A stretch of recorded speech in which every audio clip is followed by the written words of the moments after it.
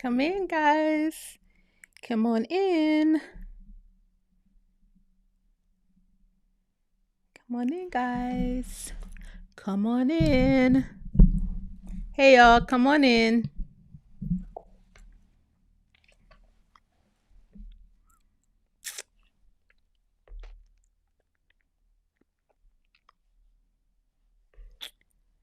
Where is my...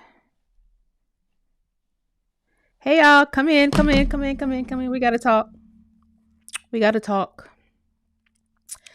You all see it says you already signed. Okay, good, good, good. We're gonna talk. We're gonna talk for a little while. I have to tell you guys a story. This is not just an impromptu petition. I have to tell y'all what led to this petition.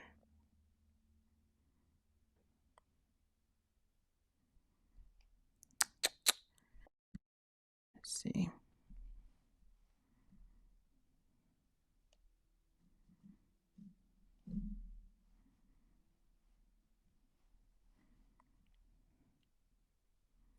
If I play this, I'm gonna get...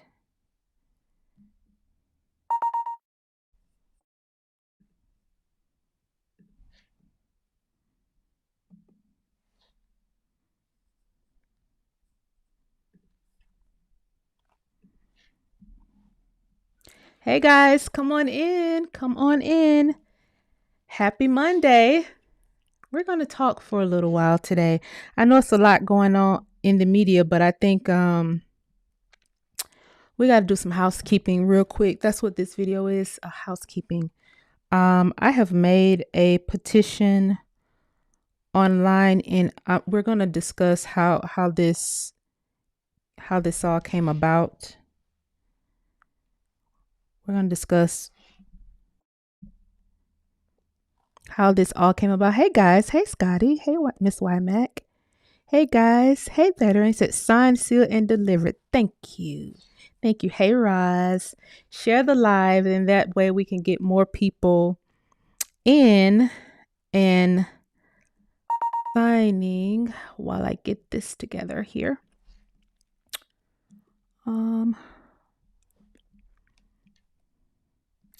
I hope everybody had a great day. I hope those of you who are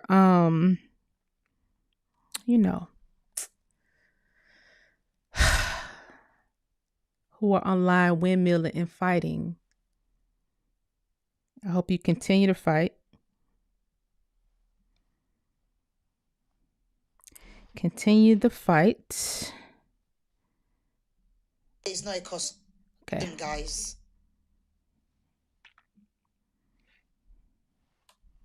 Let me share this video.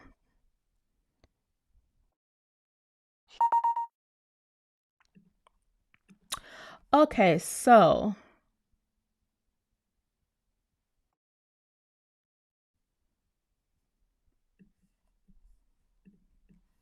hey guys, hey y'all.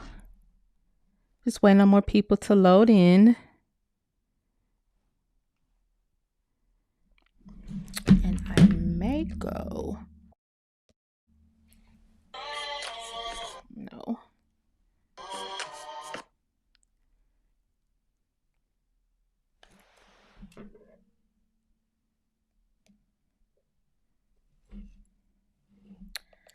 Copy the link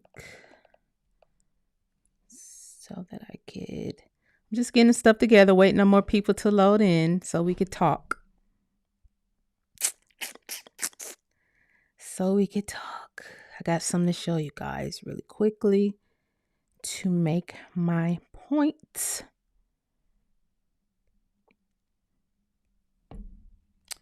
To make my point very clear.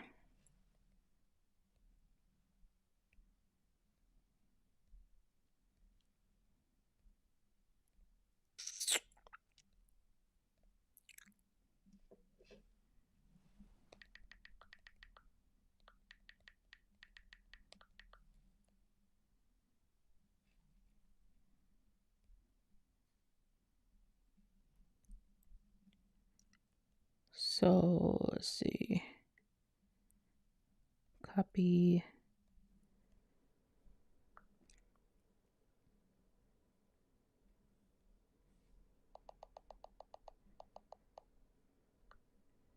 I wish I knew how to add a link on to. There's no way to add a link on TikTok, I don't think. Hey guys, keep loading in. Hey Hammer. Hey Yoni. I hope you guys had a happy Monday. I'm about to go live on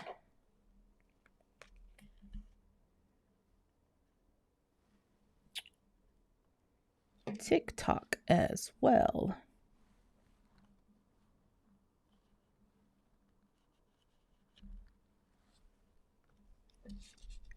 So that we could do this at one time.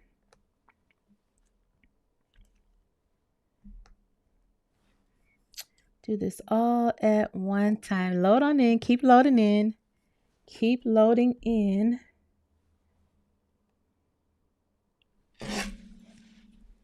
We're going to do this all at one time.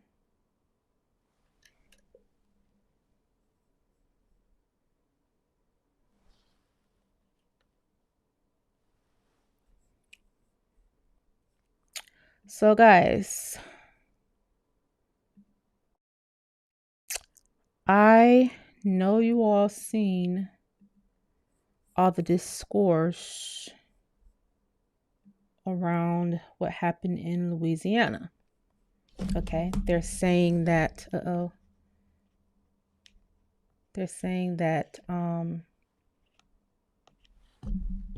may have to just bring this right here. Come on.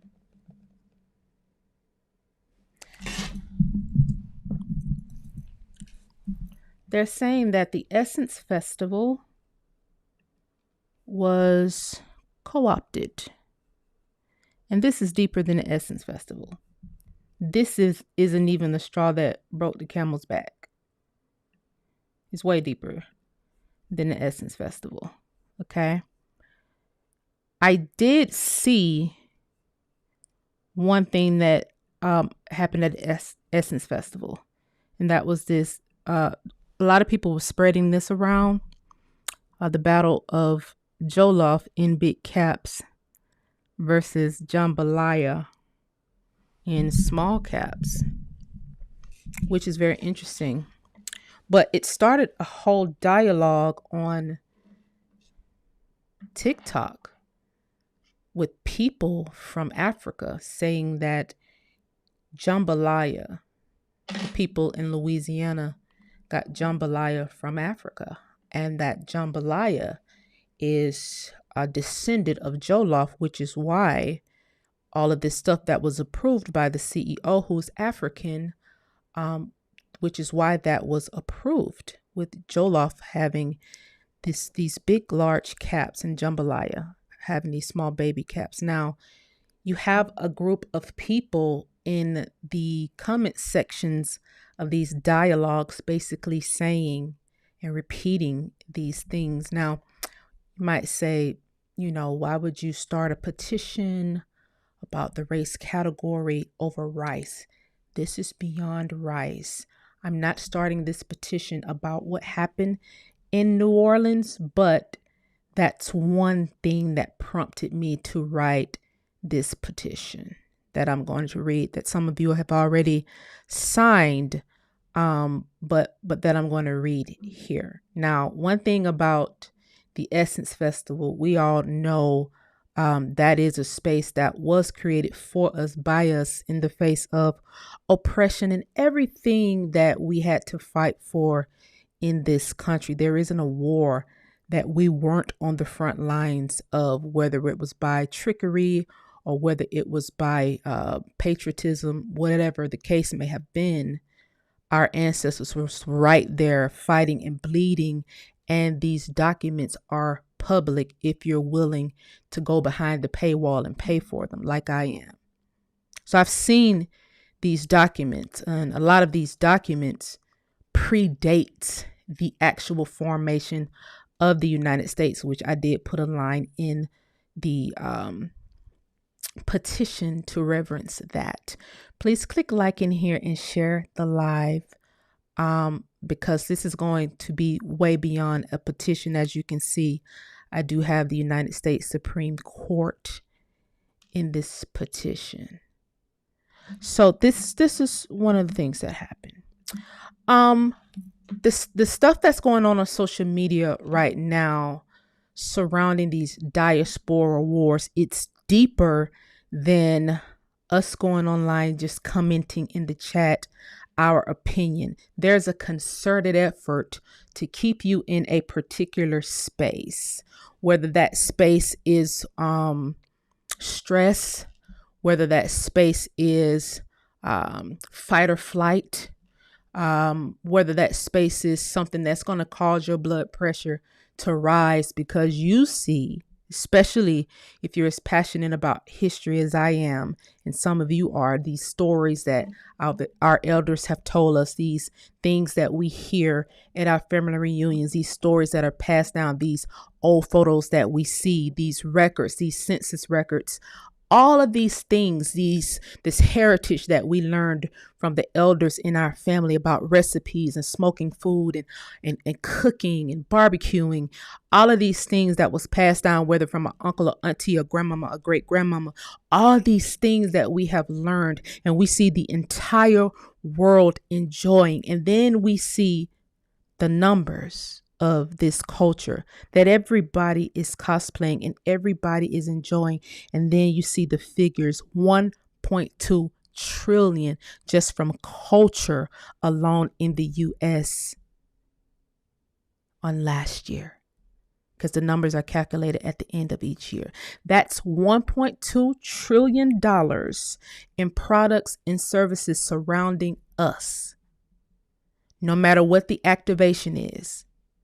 Whether that is a activation like the Essence Festival, whether that's an activation like something at Target or something at Walmart or something done in a city that's surrounding Black American culture, all this stuff is tallied. And then the numbers are sent to the people who look at the ledgers as it relates to culture and arts. That does not even count the parts of our culture that are exported like this. And I'm about to play this because I can't help but play the whole thing, but I know YouTube don't like us playing the music, and I can't not play the music. So, this video will not be monetized. So click like, share the live so we can continue talking. If you're on TikTok, unfortunately, you're not going to be able to see this video, but you've probably seen it already on TikTok. So let me share it here. Supersonic motivating rhymes are creating, and everybody knows that JJ Fad is devastating. We know you like us, girl, so you better get sterile, cause we are the home chicks that are rocking your world.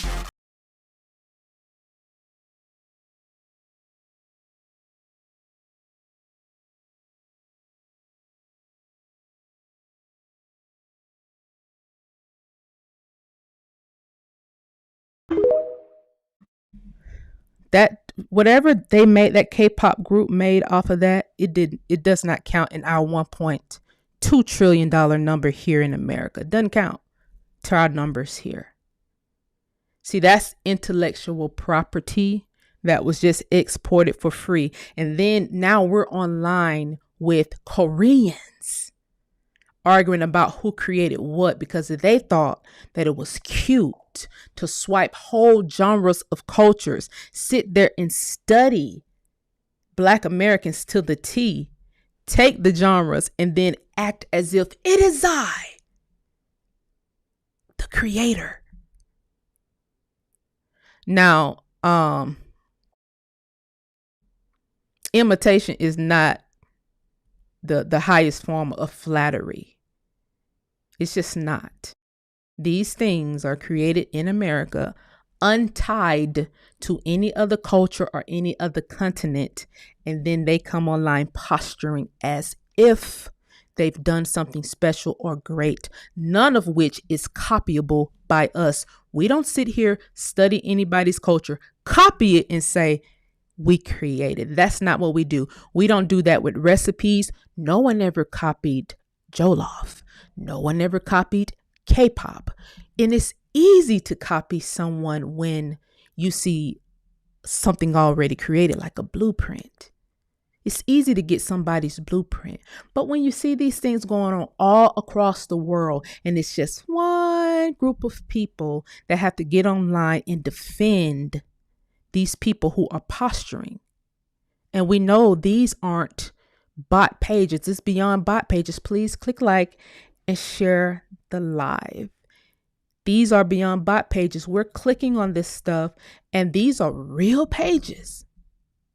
Guys, what's going on TikTok right now is a full-out war over what just happened at the Essence Festival, with Black American creators not being invited, with the restaurants in Louisiana, authentic Louisiana cuisine, not being represented at the Essence Festival in their city.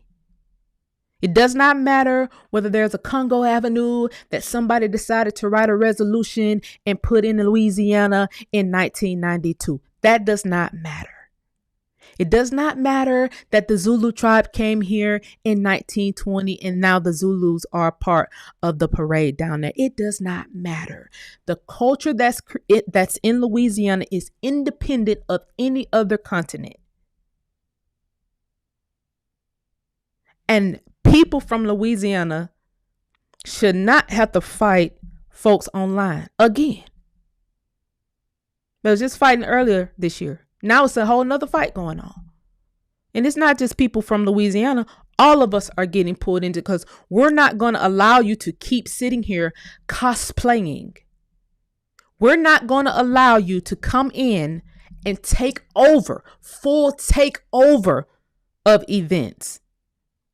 Whatever gripe we had with Target, it's not for you to go take brand deals with Target as if you're a Black American and, oh, the Black Americans are back shopping at Target.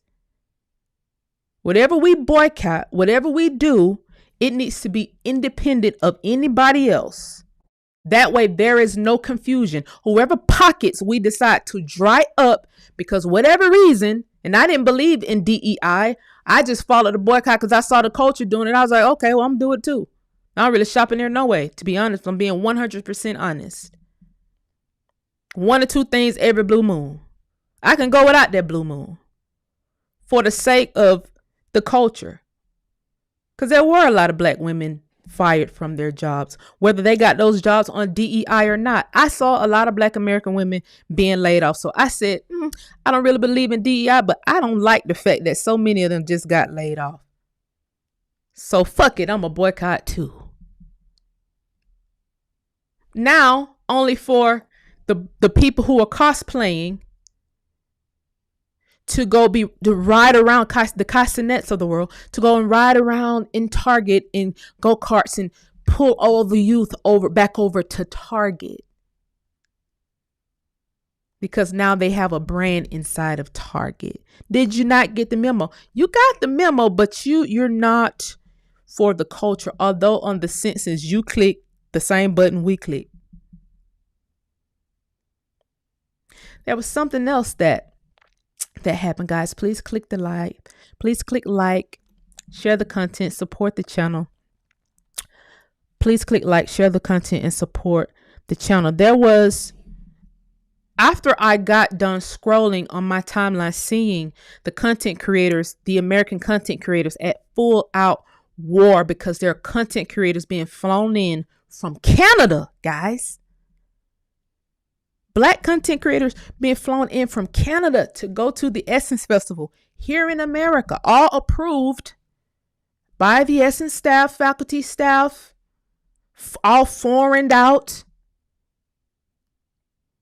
and looking all over a lot of the huge content creators here in America. So just flew them in. They didn't get whatever perks, whatever financial benefit they were supposed to get from that opportunity here on our landmass, here in America. Now, if we're in another country, we don't require being at the top of the pile. But here in America, there needs to be a requirement that we're at the top of the pile, because we don't get to go anywhere else and be at the top of the pile. They get to be at the top of the pile in their respective countries. I have no problem with that. What you're not going to do in the year of our Lord 2025 is continue to come over here, put everybody else on top of the pile because they have the same skin tone as us, and ignore us. That's not going to happen. You have channels. See, this is not just, and our sister went viral. In the beauty industry, the beauty guru went viral by basically saying, hey, you know, this beauty space was a space that we created, and now we're being pushed out, or we're pushed out. And I commented under her plot, and I said, on her post, and I said, you know, that's really in every space, even in history. There is no way foreigners are getting more views talking about Negro American history, Black history. There's no fucking way they're getting more views than we're getting while sitting in our chats, copying what we're saying, going to research it real quick, making videos, and now you're getting brand activations, and now you're getting platformed from stuff that we've researched, our family's been through, it's in our DNA. But when we say it is a shadow banned channel, and when you say it, it's viral, as if you did the research, as if you're from here. But you get to sit there on the Census, click the same thing we click.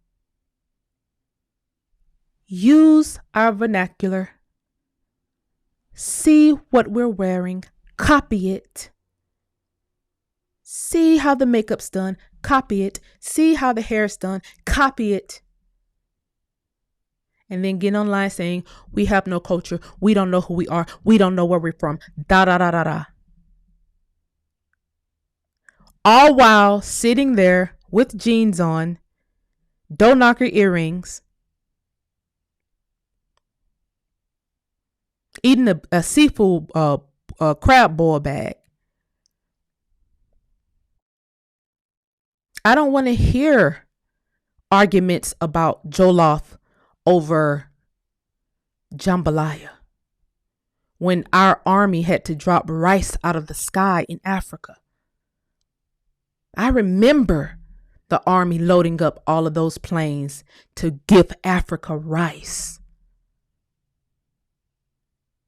All while the descendants of these same people who also sit here and get billions of dollars in U.S. aid for whatever they want to do with it, those same people get online and say what we don't have, what we didn't create. At some point, we got to do something. So this other video I want y'all to see. This dialogue these two women were having, that's very interesting, that I'm going to explain to y'all after y'all see this.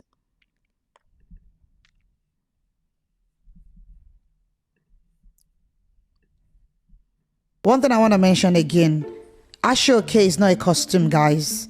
Don't think you just want to wear Ashoke. I've had a lot of tribes wearing Ashoke. Oh, other culture. Other culture. Yeah, I know. Ashoke, yeah. our Yoruba Ashoke.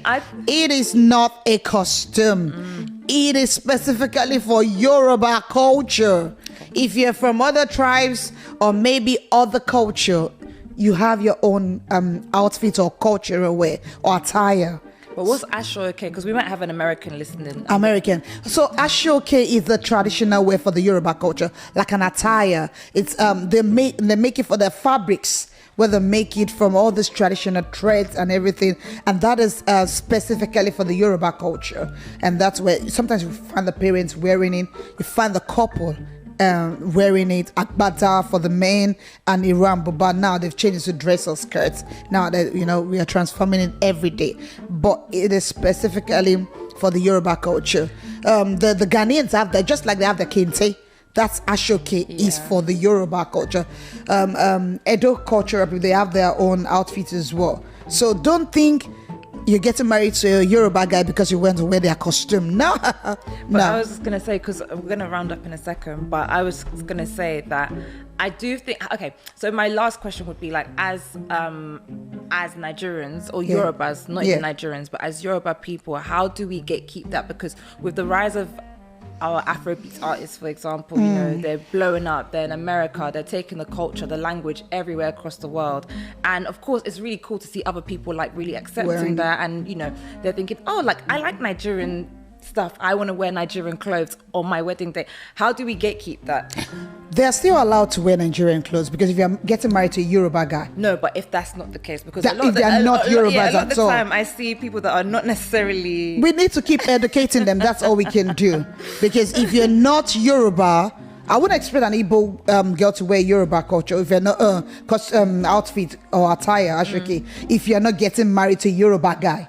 But I think it's, even to be fair, I even see it with Kente as well. You know, like, I think America, I might keep the word America in or not, but I think they're currently on this whole like road to like discovery and wanting to connect with their roots, which I think is beautiful, and we've always encouraged them. And we encourage you to embrace our culture, that. But you know, they are now taking it one step further, where it's like, okay, I want to wear the Kente and I want to wear the Ashoke, and it's kind of like, okay, how do we gatekeep and make sure that the right people are wearing these precious things at the right time? It is very precious to us.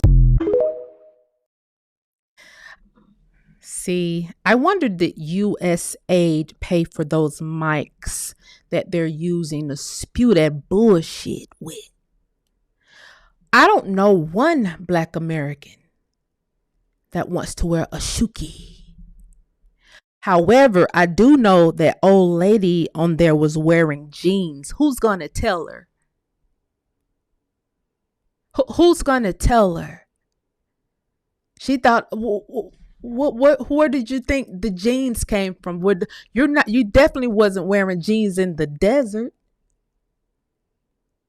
And so now we have to take up for ourselves. And this comment section of this video got so bad. You had a few Nigerians even in the video, in the comment section, like, at this point, y'all are doing this on purpose because you guys know Americans are not trying to wear a shuke.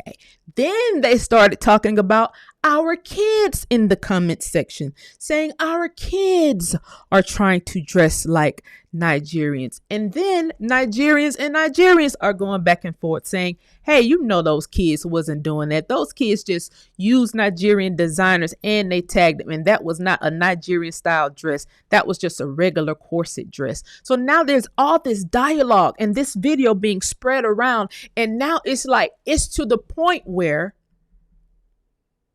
you want to keep discrediting us about everything? As if we're trying to search for Africa to wear kente cloths and a shuki. I ain't even never heard of a shuki until today, but I know it's something that I didn't want to wear. But according to this video, it is us, guys. The Negro colored Americans, darkies, whatever you want to call us today. It is us that are appropriating their culture so much that they have to come online and tell us that it's sacred to them, all while putting on cowboy hats and chaps to go to Beyonce's concert with turquoise around their neck, cosplaying as if any one of their ancestors was ever a cowboy. What we have is not supposed to be sacred to us, but what they have is supposed to be sacred to them. And no matter what nobody say, that'll never be right. There is no way any of them are ever able to come to America, become a naturalized citizen, and after one generation say they're African American, and I'm supposed to call myself African American too, when we have totally different cultures. We are not the same race. We are not the same ethnicity. No matter how you slice the cake. What they create over there, we don't copy it. Never wanted to. The few people over here that was wearing that kente cloth and shit during that era in the 90s, a lot of them was from Africa. They were Pan-Africans. They got paid to do it. We wasn't wearing that shit for free. That kente cloth was behind a paywall. And if I am mistaken, that kente cloth was made by a European. But I don't even care who it was made by. That's nothing that's embedded into our culture. And if it is, it's nothing that we can remove and get rid of it because it's nothing that we wear every day.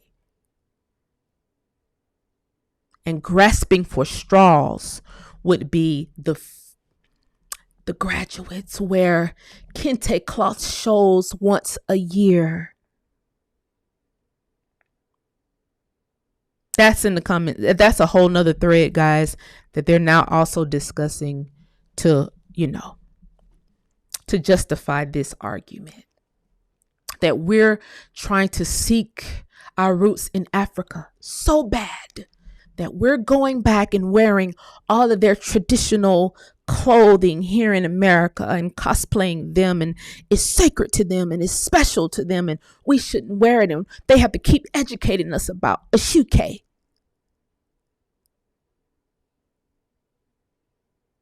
Meanwhile, we're telling the people, the DJs at the clubs and at the events, that when they turn Afrobeats on there, we don't want to hear that because all of it sounds alike to us. There's no diversity. We're not grasping for straws trying to be a part of their culture. And for some reason, they don't understand that. And for some reason, they get to come here to America and blend in with the furniture. And in that blending, they don't even know who laid the fabric so that they can blend in so well. They act as if they don't know. Because they get to go in our spaces and look like us. They get to get hired DEI and look like us and then posture themselves like the CEO of Essence Festival just did by saying culture, and I quote, is African.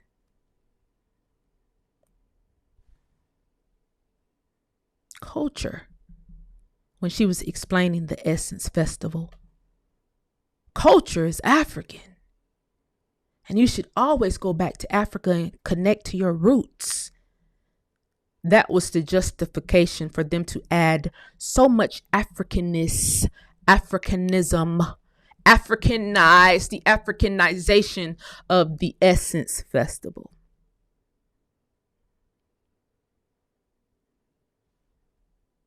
That was the excuse. Ma'am, you're in America. You don't even want to go back to Africa. And you're the one that's from there. There's no way. We have to get online every day, every time we click in and write. And guys, it was just post after post after post after post. Thank you for whoever just gave me that gift on TikTok. I don't know what that was, but I saw it out of my peripheral. Post after post of these people really going crazy. It's another post on TikTok today. Now the Haitians are jumping in it, saying that they're the reason that we're free over here in America. Guys, did you know that? The Haitians are saying, it is I. They're the reasons that we are free in America and got our independence because they came in and fought in 1776.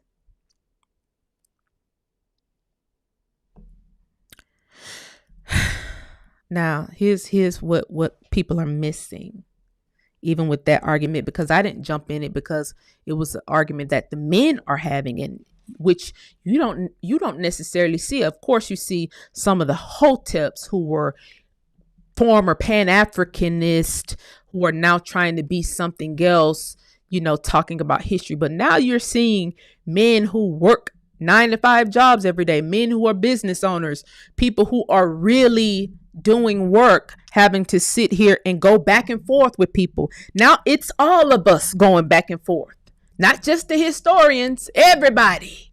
Elders are going back and forth. I didn't chime in on that, but because I saw so many Black American, Negro, colored, darky handling it. I saw so many of us handling it. So I was letting the man talk because they was actually right in their talking points. I would have added one thing, but the guys from Haiti was saying, yeah, we came in and we helped y'all win y'all independence. And it didn't matter. What they didn't understand is you was fighting on the wrong side of the table. Because you helped the colonizers take America when we was clearly already here. If you were telling us you had to help us fight for our independence, we was already here. You fought on the wrong side of the table. But no matter what side of the table you fought on, the reason why that sculpture in Savannah is up there, those Haitians that fought, is because you too died when you came over here. You too died. So while those of us who are from America, been here, did not fly here, did not come by boats, baby, because if we did, the records will still exist. And I'm not talking about the records that they're making up right now as we speak, that started here in Emory University around 2014, 2015. How do I know that? Because I knew the people who were involved in that. I was against it then with that slave voyages shit. A lot of us here in Atlanta was against it, but it was so much white dollars tied into it, we couldn't even stop it. Fast forward to 2025, everybody all over the world got looking at the slave voyages website, not even knowing the origins was here in Atlanta. We tried to stop it. We got ignored. Millions of dollars was poured into the project. Now everybody thinking they from Africa.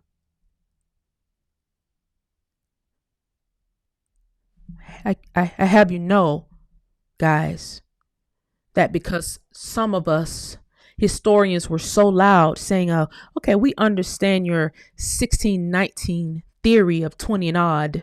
However, how do you justify all of these other millions of boats with no records to back them? Because once you start looking at the boats that were entering Charleston, entering Louisiana, entering New York, entering Savannah, those were domestic boats.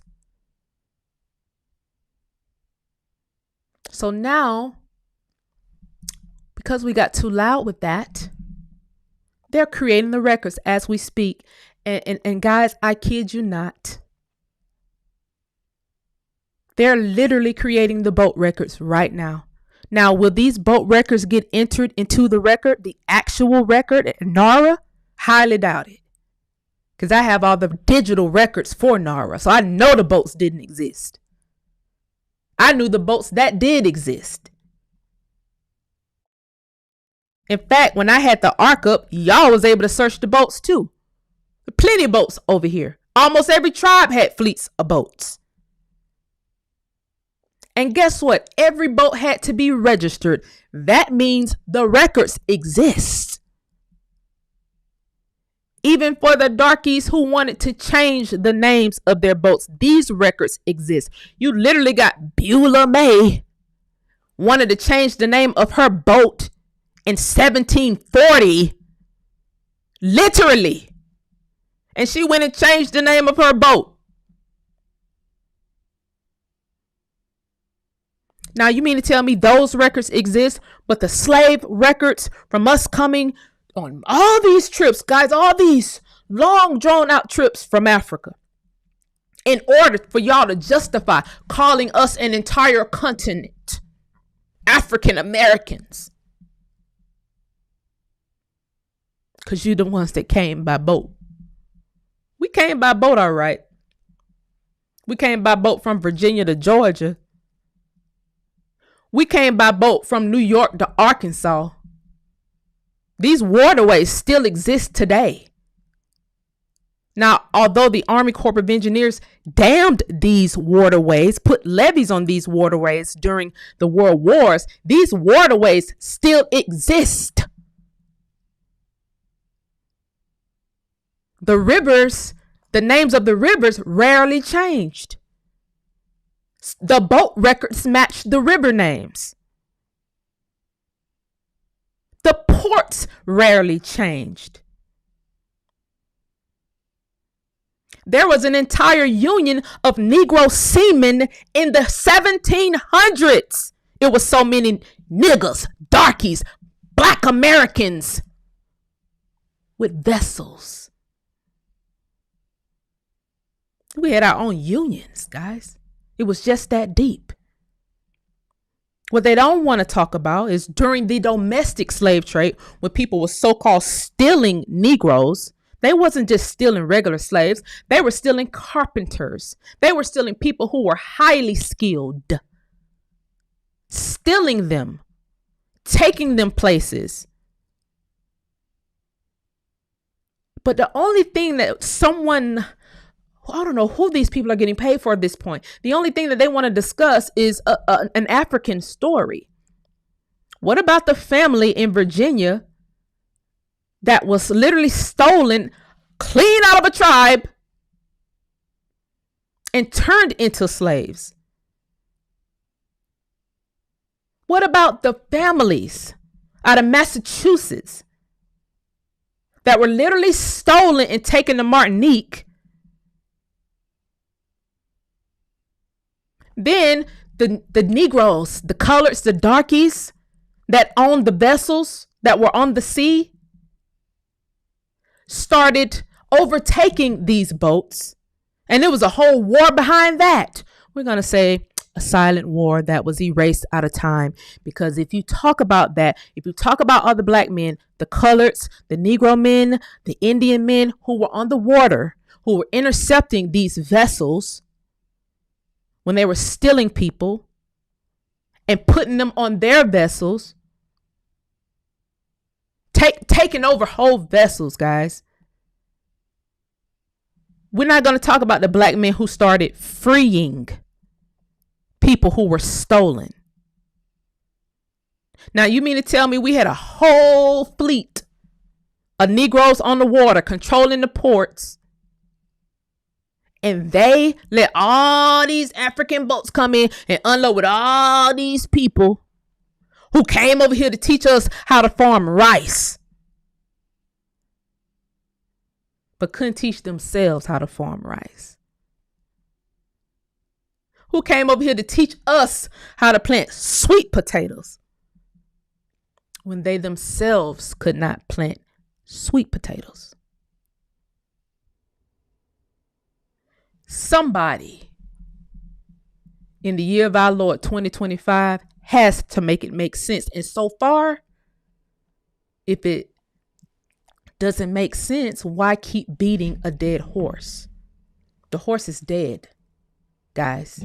The horse is dead. As tribes were getting overtaken, see, they want everybody to believe, guys, real quick. Everybody believe that everywhere on the face of the planet have Aborigines and Indians who are dark. Even Asia. Asian Indian is a category now. But these people were dark. In Australia, the Aboriginal people are dark. In Africa, the Aboriginals, dark. All the little islands just in the middle of nowhere, Melanesia, dark. But here in America, oh, it's a bit different. Oh, it's different, guys. Here in America, we are to believe that we are the only place in the world with white Aboriginals. We're the only place, guys, with Aboriginals whose skin is just as pink. We're the only place with an entire Native American population that did not farm nothing, created zero culture. We're the only place, guys. And they want you to be okay. They want me to be okay. They want us to be okay with that because they want us to keep coming online, having to argue about who we are, what we created, what we're made of, what inventions we made. We don't even have to discuss inventions. I haven't seen a white Native American invention to this day. But the ones that you said came all the way over here, grueling, the toils and snares of the Atlantic Ocean on wooden boats, splinters in their body, cheek to cheek, sardine packed, tired, defeated. They came over here, jumped off the boat. Somebody gave them a Gatorade and an IV and put them to work. And they were the ones who created the railroad switch. And they were the ones who created the refrigerator and refrigerated trucks. And they were the ones who scoped out coordinates via the stars in the sky. They were the ones, guys, who created the very cell phone that you're watching this on today. It was them. They, and I kid you not, I heard Africans created fried chicken.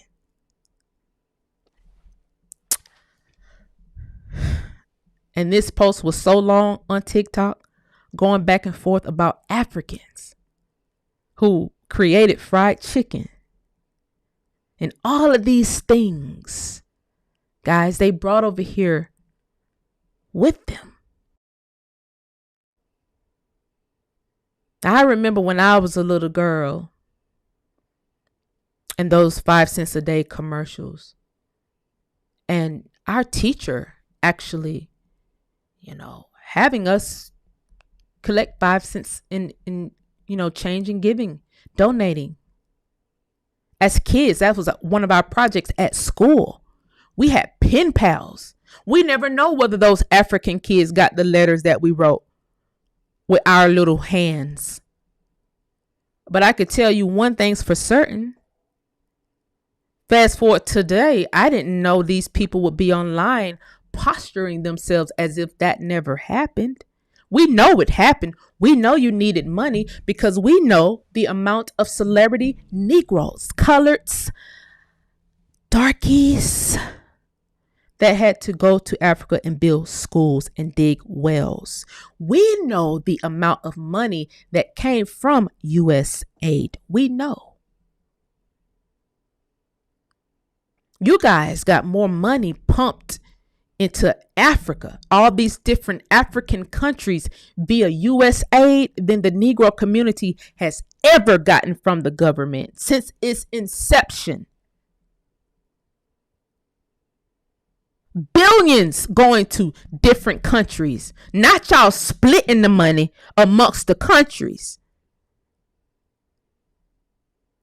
When you get billions of our taxpayer dollars in your country, there's no way you coming online saying anything crazy to us ever. Whether you're getting the money or whether your auntie or uncle are getting the money or whoever, your government damn sure getting it because you saw the website. You saw the website that listed Nigerians getting money fully funded to become doctors here in America. An incentive that's not even afforded to the people whose ancestors died over here for this country. Y'all get to laugh at us for being having student loan debt. And when that U.S. aid website was public, we got to see all the money that you get free tuition, 100% paid for.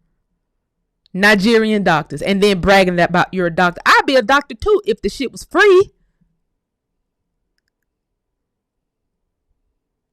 When I was working on my doctorate, it wasn't free.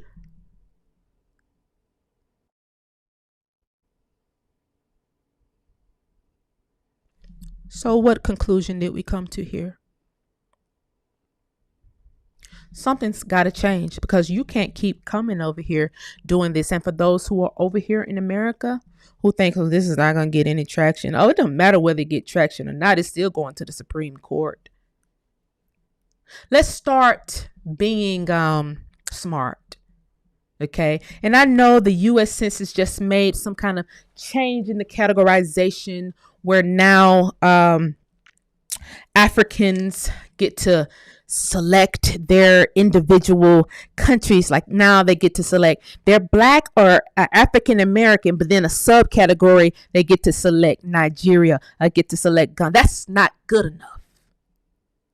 The fact that we're still in the same category is annoying, because we don't share the same ethnicity and we don't share the same race. Never did. Never will. So I made a proposal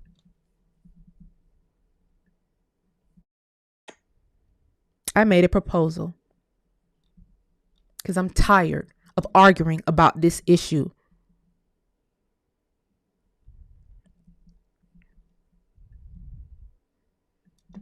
So you guys seen this when I posted it on Facebook. It's on change.org. I made a proposal. I just made it a few hours ago because I can't take any more. TikTok is not even fun anymore, because every time you go over there, you're bombarded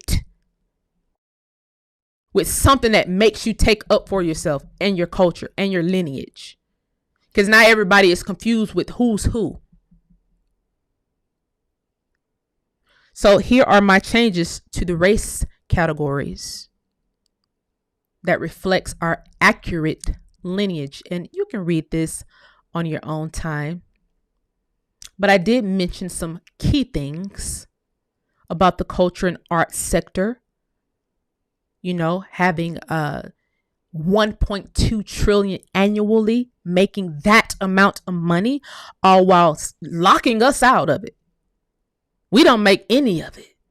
The Black American, Negro, colored, darky content creators who've been out here time after time teaching history, we've made no money off of this sector, none.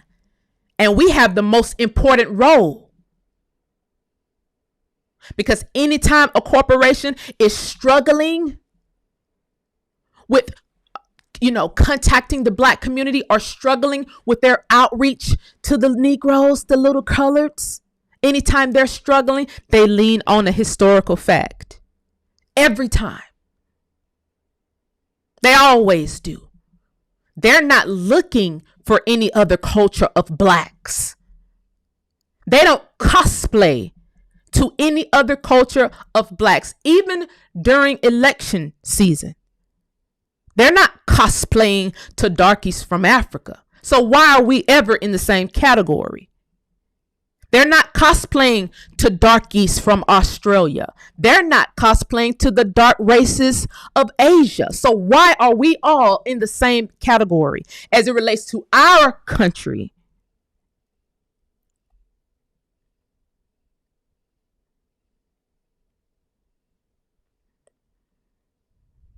So I state here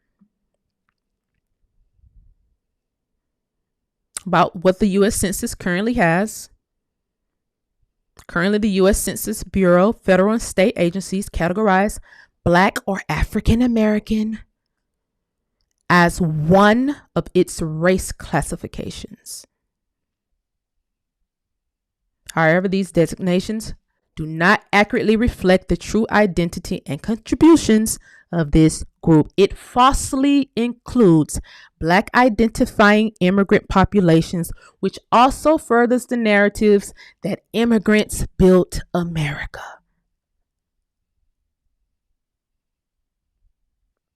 I do not remember them working on the railroad. And if they were here, they were actually listed as African on the census, unlike us.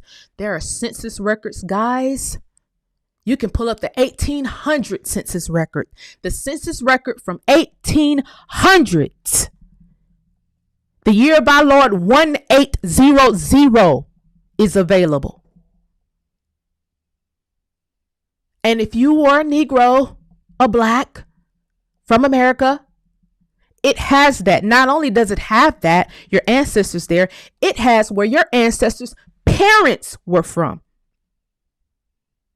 The actual state that they were born in, state or territory. Now, if they were from Africa, it literally would say Africa.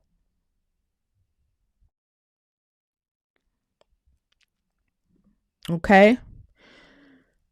This grossly disregards the work ethic, inventions, and actual blood of our ancestors who spoke of being from no other place but America, with historical documents predating the actual formation of the United States. We are the first to fight in its wars and the last to be acknowledged for centuries.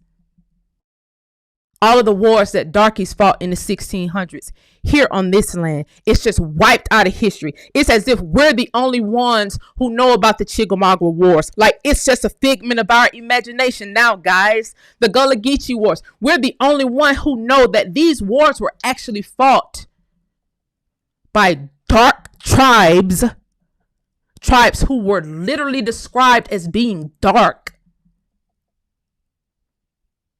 Tribes that were literally here, wiped out of the face of wiped out of history.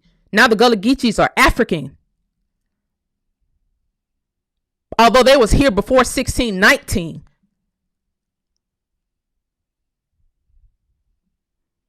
No way I'm the only one that have. I know I'm not the only one that got a problem with this. Here's my proposal.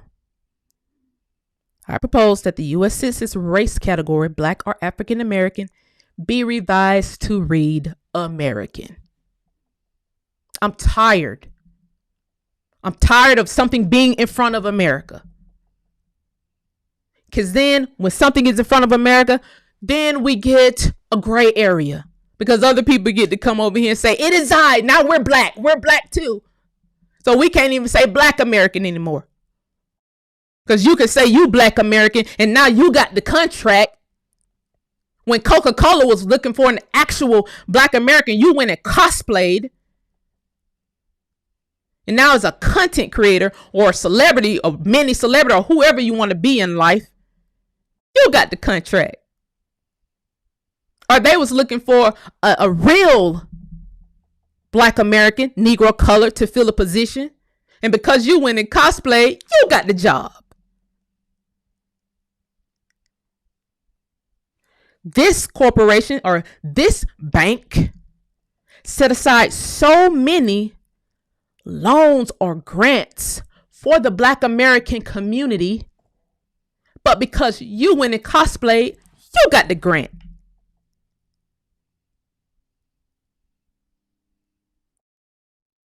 Our ancestors was whitewashed. Now we know for a fact.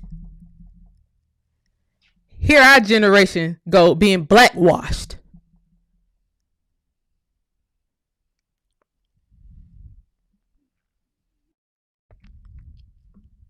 I propose the new category be revised to read American. Guys, I'm sorry for yelling. This new American category would encompass people or birthright citizens with origins in any of the original peoples. That is exactly how the language reads. Although it sounds weird, that's exactly how the description reads on the actual census. Origins in any of the original peoples or Indian tribes of North America. So if your folks was over here and they didn't call themselves Indians, you're in the category too. Your folks was over here, but they weren't slaves during the Civil War. They weren't one of the tribes that were slaves, but they were over here and they were just like you, former tribal member who got tricked into fighting. Covers you too. People.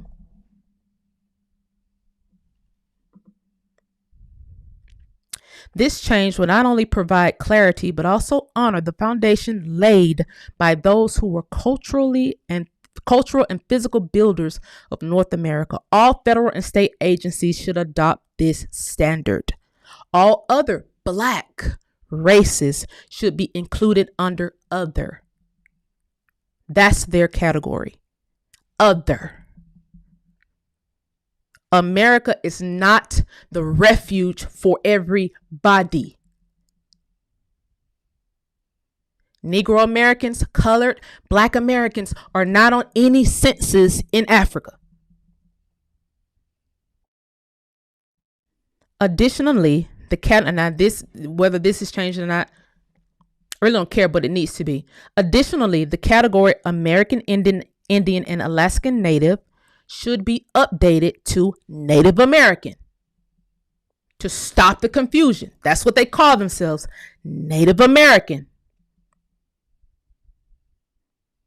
The description for this should include people with migrational origins in any of the original Alaskan or Asian tribes or citizens of federally recognized tribes.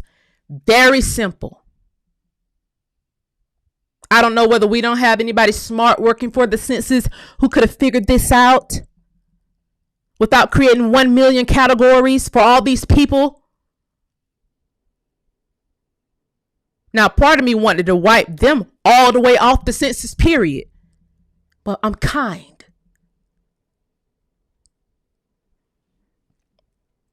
Updating these categories on the U.S. Census and throughout each state is a necessary step in acknowledging and respecting the true heritage of our nation's people.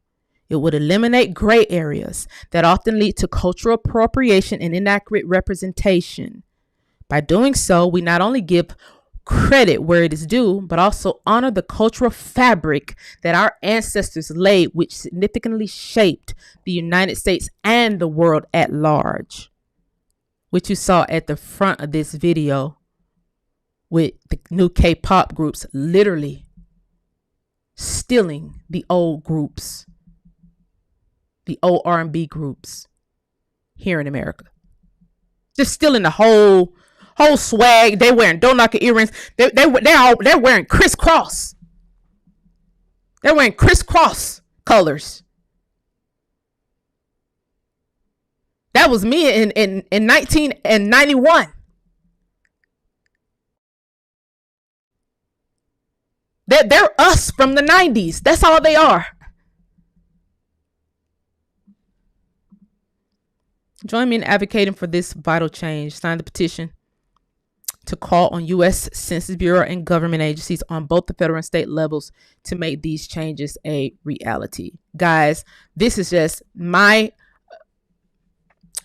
first step. Collect people who feel the same way. Second step, have a lawsuit drawn up and take it directly to the Supreme Court. Because now that we have the law, which I did put in there, I did include the law in the light of HR 1 being written into law and considering recent remarks from the president indicating that Black Americans are the only constitutionally protected group of birthright citizens, it is imperative to make a change. I made sure I included that because this does not have to be sent to the president. This is a law that's already written in. So there won't have to be any discord about whether Black Americans are next to be deported. We was just online arguing about that last week. Now this week we got a whole different thing to argue about, guys. It's amazing how every week is something different. Every week is something different. So I hope that you would click the link. No, they have their own category. They have their own category. That this doesn't eliminate the white category. Shit, they wasn't over here as long as we were either. The white category includes every European nation. So as they are naturalized from their European nation, they're clicking white. See, white people are all cold. They don't have no gray areas. They all want to be just white. That's what they want to be. There's no other, I couldn't think of a better name. I'm not opposed to you guys' ideas because this haven't went to the Supreme Court yet. I haven't had an attorney draw up a lawsuit yet. That's coming. Like I said, I just did this. I just wrote this, and it's so crazy. You know what, guys?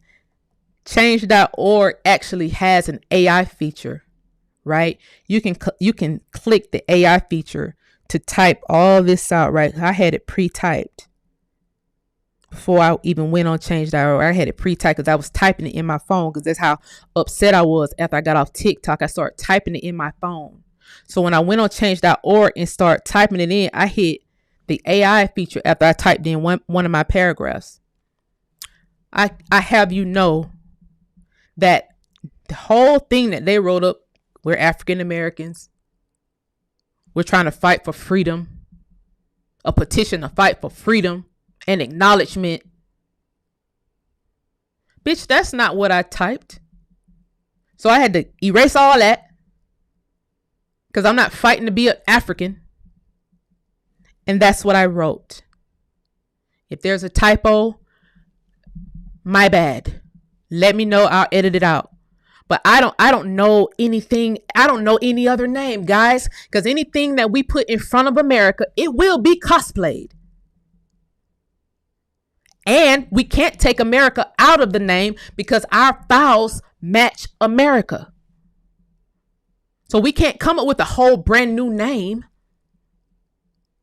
that does not match the files. We're trying to get as close to the land records that our ancestors have as we can. That's my thought process behind it. Like I said, if anybody got a better idea, better name, let me know. We could vote in on the chat right now. Yeah, we got a group of people saying, hey, we shouldn't call ourselves black. In fact, they're not wrong. They're not totally wrong. Only reason we call ourselves Black Americans is because we was trying to get away from the other people. Now they call themselves Black Americans. So we have nowhere to run, nowhere to hide. Go back to calling ourselves Negro. They're going to say, well, Africa got a Negro land. Y'all, all Negroes come from Africa. If all Negroes come from Africa, why don't any Africans call themselves Negroes? Because y'all know I was down to be called Negro. I'm okay with being called Negro again. But we can't call ourselves that. Because now Negro automatically comes from Africa. Or like I said, although there isn't a Negro tribe in Africa, there isn't one group of people in Africa that call themselves Negroes. They call themselves Igbo and all this other stuff. They don't call themselves Negro. However,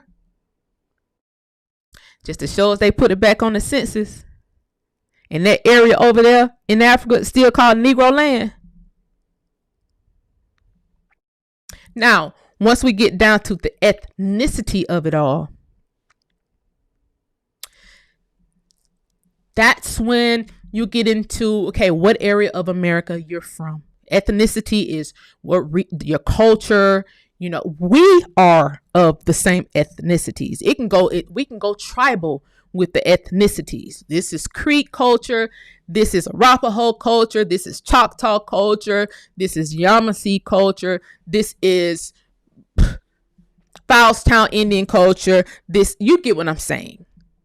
That's technically ethnicity, because before colonizers arrived in 1620, when the Pilgrims arrived in 1620, people were calling themselves whatever tribe they were from. And when you start looking back into the records, some of the oldest records that you can find, what we now call states were areas that were countries and provinces. And even in some of the legislation that's as current as the late 1700s, where at this time they don't have 50 states. There are only 13 states, maybe 8 states. We're still trying to work our way up to 50 states. That's not going to happen until after the Civil War, when they call it. But during this era where they're just little slithers of colonies that aren't full states yet, you still see in the legislation, in the notes from the senators during that time, they were calling these areas countries here in America, just like our ancestors were. So if you're going from New York, a state, into an area in Arkansas, which may not be a state, then you're going between country lines. And when you look at the whole slavery story, you may be free in this country, you may not be free in this country. Some countries, territories, was no slavery. These are just families, tribal members, working on their own farm, minding their own business, exporting their own stuff. There's always been merchants. There's always been export and import from America. That's why you have all these records. No one should be confused, but people are willfully ignorant. I don't know whether it's because they don't want to read the records. They don't know how to read cursive. I don't know. Some of these records have been transcribed to print and they still won't read them. You ain't even got to ask them to go read the microfilm. That's not going to happen. So as it relates to ethnicity, yeah, our ethnicity would also be America, unless we want to get all the way down into it, which we can do that too. It is not hard to do. Now, although we know a lot of these federally recognized cosplaying tribes, that's a whole nother argument, a whole nother front that we spent years arguing with these people over, that they're just now trying to come back around. They're just, because everybody's getting deported, they're now trying to come back around to us darkies and say, the tribes had all shades of people. We was right there with the African Americans. We was all eating the same food. We was all eating the same food. No, we weren't. No, we weren't. No, we weren't. We were not together. Remember, you guys came over across, you migrated from Siberia, and I put that in there perfectly. I did that. I didn't do anything else. I got them right. I got their category correct. They migrated from Siberia. The description for this should include people with migrational origins in any of the original Alaskan or Asian tribes or citizens of federally recognized tribes. The citizens who are currently federally recognized are now knocking on our door saying, y'all were right. It's too late. You allowed us to be online arguing about these things, attempting to make us look crazy in our argument, saying we need to take a DNA test when you know you're Russian. Of course, my DNA is not going to match yours. You know you came over here from Asia. Why would my DNA match yours? But it's so funny that the scientists know, especially with the selling of 23andMe. Ooh, they had to come out, guys. They had to come out and tell the truth with the 23andMe hearing. When they were trying to sell 23andMe a few weeks ago, they had to come out and tell the truth. Yeah, see, the companies, the Asians specifically wanted American data. They wanted the data from the American, and Black Americans is their largest data set. And that's what gave them the allure to put that big ass price tag on selling that company, because people wanted that particular DNA. Now, if our DNA matched Africans, then you could have went and got the same set of DNA from the Africans and you could have left us alone. Because you could just walk between the African countries, especially if you're Asian, Chinese. You didn't have to come over here bothering us about our DNA. You trying to see who descended from Albert Perry. See, they told the truth with DNA, about DNA in that 23andMe hearing. They differentiated between Africans and Negro Americans, coloreds, those who have that Y, that Perry Y chromosome, Those who DNA started being shipped all over to be studied right before COVID hit. If we was the same amount of bodies who fell dead in America would have also fell dead in Africa. It'd been the same thing. Because y'all looking for bodies. Y'all looking for the same. We the same people, right? Y'all say we the same people. We're totally different. Totally different, guys. And for those in Africa who probably look like us, you could have been some of the ones who went to Liberia. But it wasn't a lot. You could have been some of the ones who went to the colony of Sierra Leone. It's a whole legislation on Congress.gov when they was literally trying to get darkies from over here. They was never trying to get darkies to come over here. They was trying to get us to leave. And the boat records match it. They were trying to get us to colonize Africa. Because the Southern Europeans who came over here knew that the people that they were seeing in Africa had this same dark skin tone.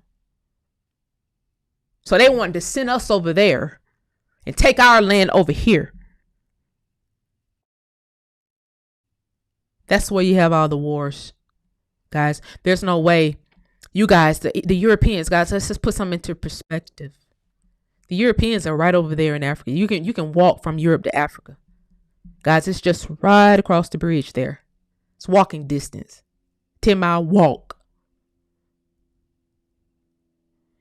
If you need another land, would you risk crossing the Atlantic to come to America?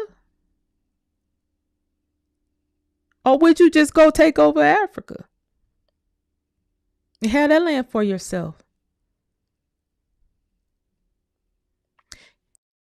If y'all right there in Africa, but y'all did not give Africa the same smoke that y'all came over here and gave our dark ancestors, there's no way in hell the Civil War is the deadliest war ever fought. And that's our ancestors. And then you have the Bill of Rights. Those amendments that made them birthright citizens. And then people are sitting here arguing with us.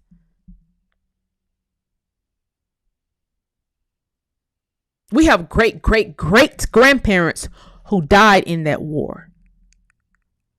We have ancestors who we cannot find. And everybody's mad because they called us birthright citizens. And now they can't be birthright citizens anymore. And now you can't come to America and pop a squat and have a baby and that baby automatically become a citizen even more. You didn't even go and learn about the Civil War, but you want to sit online and talk about how your clothing is sacred.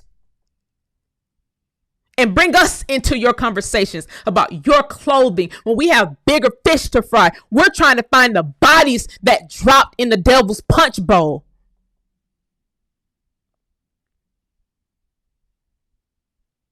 That's what we're trying to find. Because what we do know is Natchez was a dark city, Negro city. Natchez was a group of Indians who were dark skinned. That's what we do know. What we also know is that Natchez was controlling cotton. The Natchez Indians had some of the highest export yields on cotton. And it's so crazy that you can go in Congress.gov, pull all this shit up and read it for yourself. You can go there and see how the senators were talking about Natchez, Mississippi before the war. So you already knew what they was about to do when they seen them cotton exports. That's why the most important parts of this war is Savannah and Natchez. And I said that on the show the other day and I didn't necessarily clarify it. Savannah and Natchez. Why? Savannah was one of the major ports that these Negro darky tribes was exporting their goods out of. It was one of the major ports of the South. And while all the cotton wasn't grown in Natchez, Mississippi, Mississippi had a stronghold on cotton. Everybody was doing their own thing, minding their own business. Some tribes had a stronghold on wool.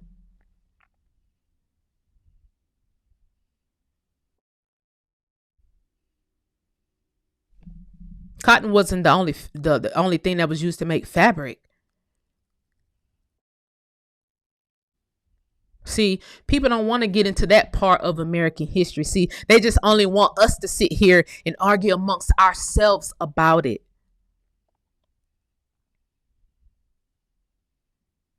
They just want us to sit here and argue amongst ourselves about it. So,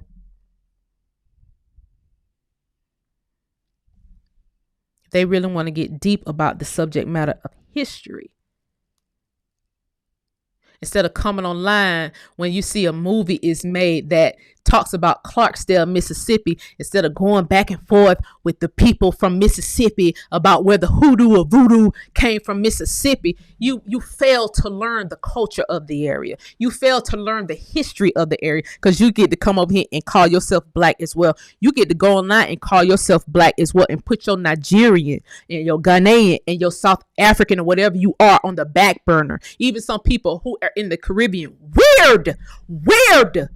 weirdly taken up for them as if they're on a whole nother continent from us, as if they don't have family members who came from mainland America and was shipped down to the Caribbean. But they weirdly jump across the water and be on the side of Africans.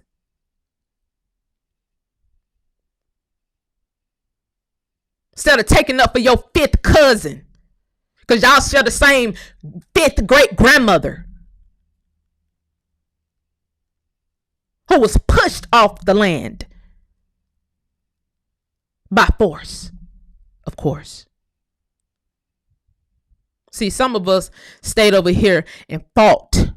We never left. You could not make us leave. You could not push us away. Can't push us away today. That's why you have people like me still fighting. You see, I go to war about mine anytime, baby. Just like they went to war about me. I don't give a damn if it's a food war, a culture war, I'm with it. If it's a war about history, I'm with it. Y'all seen me put a whole group of Native Americans in the corner on their ass by myself. Y'all saw that in real time years ago. Y'all saw me run these people off of YouTube and they ran to TikTok. They had a stronghold on history, thinking they had a stronghold on who was indigenous and who was not. I didn't come on here to play with them or nobody else.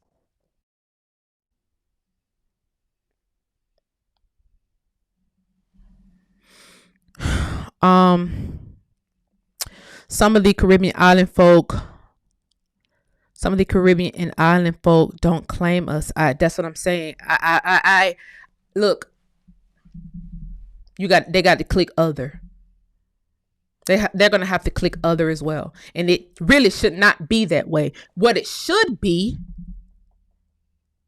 especially with Metacomet being sent down to Jamaica along with his whole tribe when he got defeated, pushed away. Not only did you get your land taken, you and your whole tribe got pushed to Jamaica. Jamaicans don't know who descended from him. That was during the King Philip's War. They don't know who got pushed out of America. The Narragansetts was one of the tribes that were being pushed down to Martinique. To Negroes, coloreds, darkies who were on the water, start intercepting those boats and refusing to let these people go down to Martinique. And the group of people that got pushed down to the Bahamas from South Carolina kicked off their land by force. But want to claim, all right, fine. You want to collude with Nigerians against us online every day? Cool. All you niggas can click the other category. And all the money or whatever you guys think you're getting over here in America by living over here cosplaying, all that shit gonna dry up. All of it. I don't give a damn who Santa Barbara you niggas pray to. That don't work over here.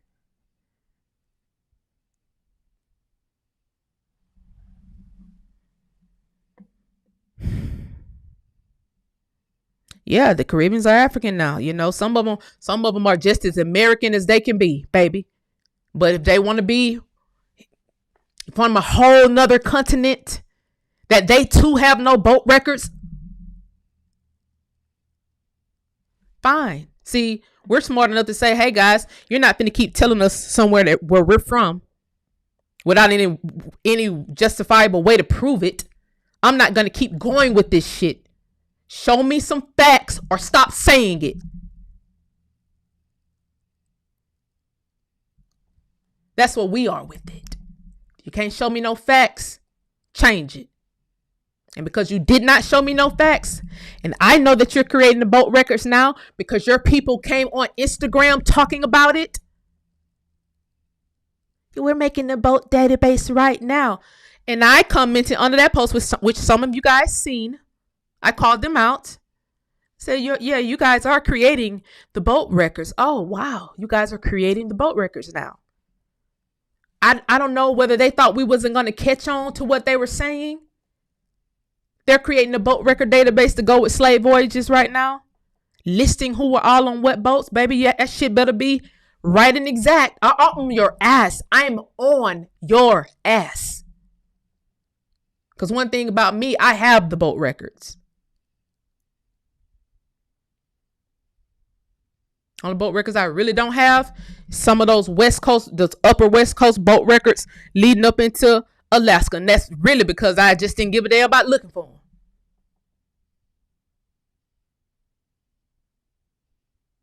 And look like I might have to do that anyway. Because of the whole Hudson Bay and the stunt they pulled. With taking all that tribal land up there in that area. And taking all those whole fur empire came and took it. Thank you guys for signing the petition. I appreciate it. And like I said, I didn't mean to come on here and get turned up and yell. I did not mean to do that. I am just tired of the bullshit. Tired. There's no way this is going to keep happening. I'm not going to write history books and then come online and be arguing with little nobodies about shit that they don't know. But they done went viral with the subject matter. So now they're spreading the misinformation and they're viral with the misinformation. So it's up to me and us to correct it. Now I'm online arguing. I should be selling books. I should be doing meet and greets about these American history books.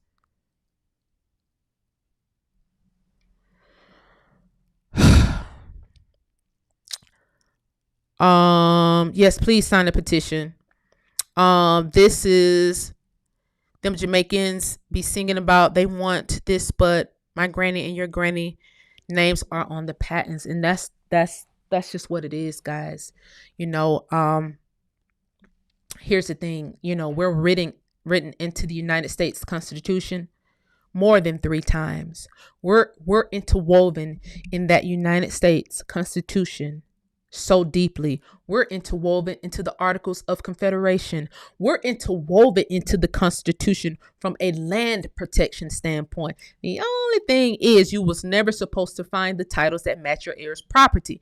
And that is the key that unlocked the gate. No matter what anybody try to say, you all know Negroes in America have heirs property, coloreds, darkies. You all know for eons you've been trying to fight us over the same property. Just like you did our ancestors. Fought them over the property in order to create states. You had 8 states, you got 13 states, now you got your 50. But guess what you also had to do? You had to put patents on that land.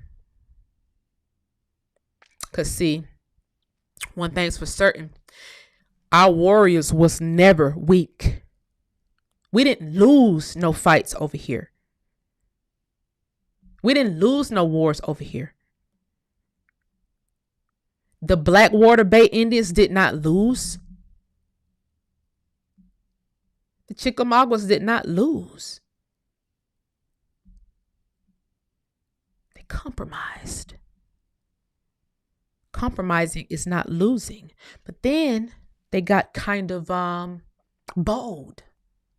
And they went from compromising to, if you Abraham Lincoln, all out calling the war. We won. We won. You all out called the war. You haven't beat nobody yet. All you did was burn down a couple of towns and killed a whole lot of Negro women and children. You didn't even barely look the men face to face.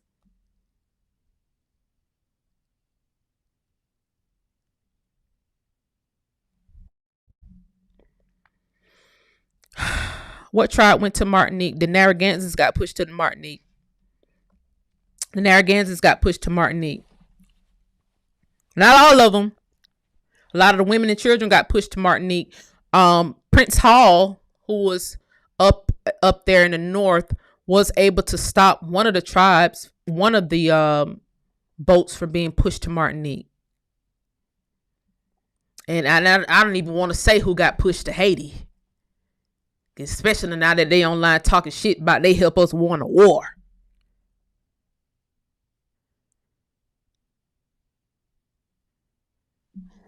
I don't. But if some tribes got pushed to Haiti too, and I know down there the exact tribe that got pushed down there, but you know they're online posturing. I never thought the Haitians would be online posturing, but even they are online posturing. So you can't even put them on the people. You know, I don't know which group that isn't online posturing. One island, the Puerto Ricans, I don't think they got pushed from anywhere. Puerto Ricans were very dark, but they were a group of Indians. Puerto Ricans were their own group of Indians. Now there were some Puerto Ricans up here. Ricans.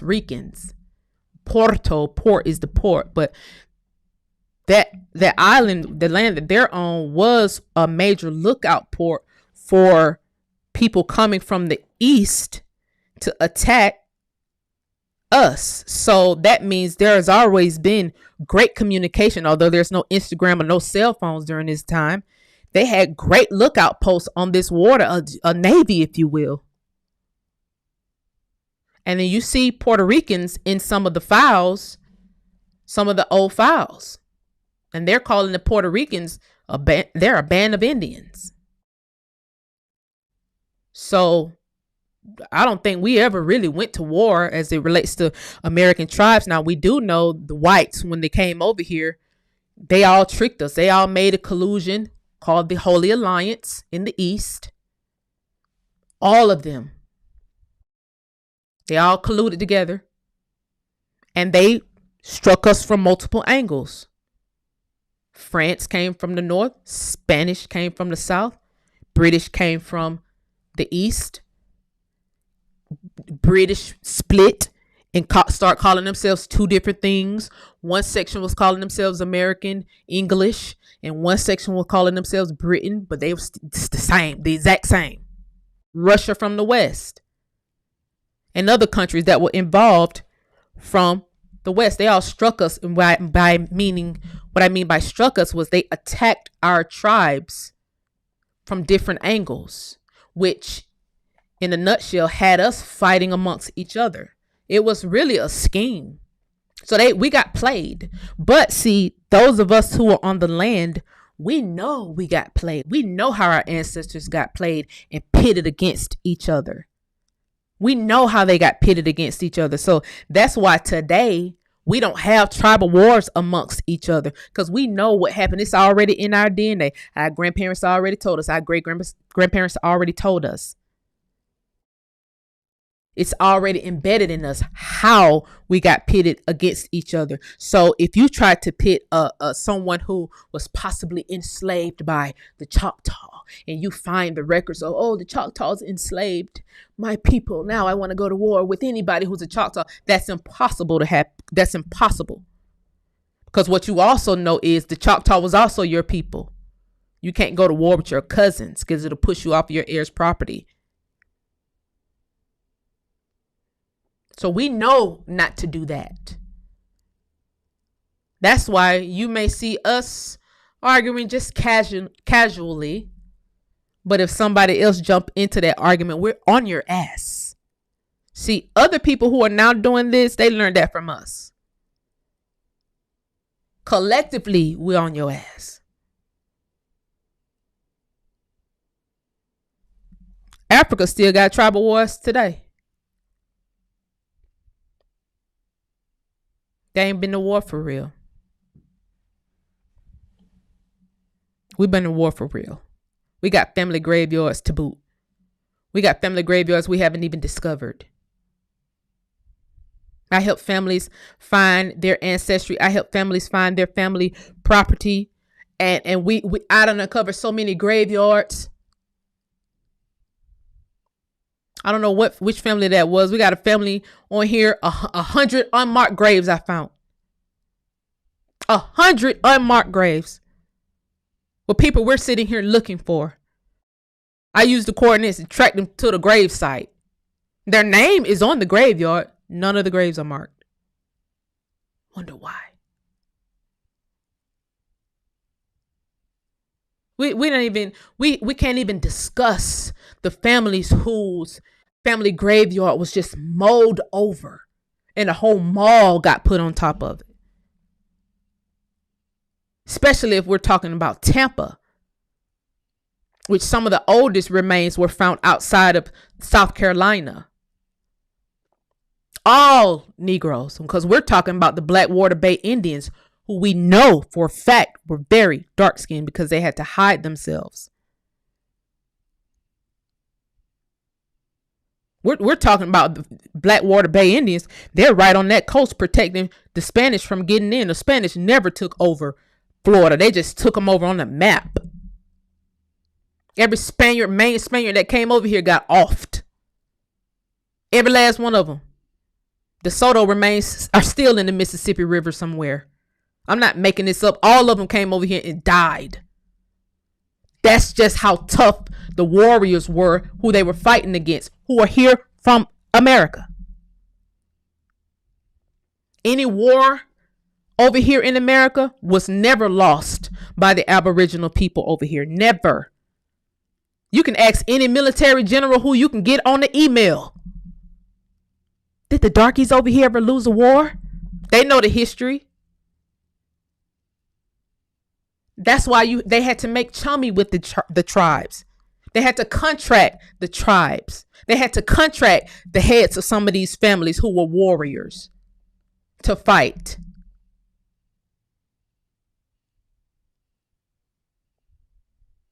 That's why.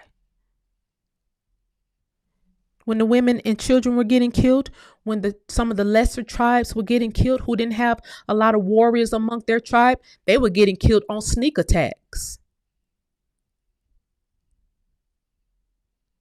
What happened at the Devil's Punch Bowl and the other punch bowl that happened in Illinois, those were sneak attacks by full armies.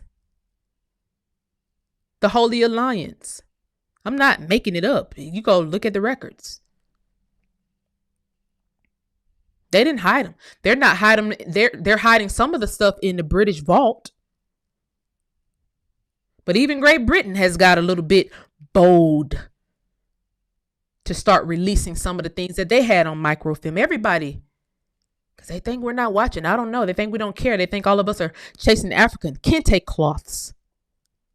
They think none of us are concerned about our actual heritage, about our actual lineage. They think none of us care about where our 10th grandmother is buried, our 10th great grandmother is buried. They think we don't care. They think we don't care about how our family Bibles were stolen. Yeah, we care about how they were stolen, and we care about who stole them. Why? Because you got to pay the piper. You got to free the land. You don't have a choice. You don't have a choice in the matter. You have to take account to everybody that you killed. You have to take account still to this day. There's a protection clause that you wrote into the Constitution for your birthright citizens. And I thank you for going on the TV and telling everybody who were the actual birthright citizens, because now you can pull out the Constitution. There's a clause there. There's a protection clause there that you were supposed to honor. Why? Because the Freedmen's Bureau asked to create a militia to protect the darkies of America. And it was not approved by Congress. But Congress said, no, we're going to protect them. And that was written in. And then they sent troops all across the South to protect the darkies from further encroachment on their land and from protection from the KKK and other hate groups that were here. Now, I don't think that was done. I don't think that was honored all the way. Because people still continue to be chased off of land. And if you were from Africa, you would have no reason to be chased off of land because you wouldn't have land. You wouldn't have it. There are no Ubuntu Olowe ways in the land patent system. I can assure you that. I can assure you that. I can assure you that.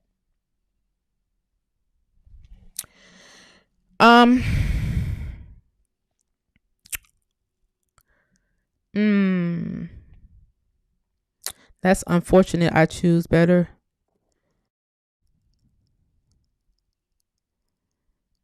Don't cut him off though. Don't cut him off. Don't cut him off. Just be patient with people. Some of the elders, it's dependent on when they were born, got really detached from this history. You got to think some of the elders are war babies.